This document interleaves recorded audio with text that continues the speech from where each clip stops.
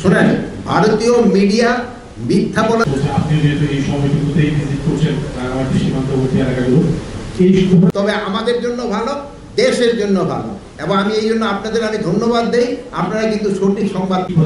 চাঁদাবাজি বন্ধের ব্যাপারে আইন শৃঙ্খলা বাহিনীর কাছে কঠোর নির্দেশ দেওয়া হয়েছে, কোনো চাঁদাবাজি ছাড় দেওয়া হবে না। একটু অল্প একটু জায়গা বাদ দিয়ে কিন্তু টাকাটা যেন গরিবের হাতে পৌঁছে।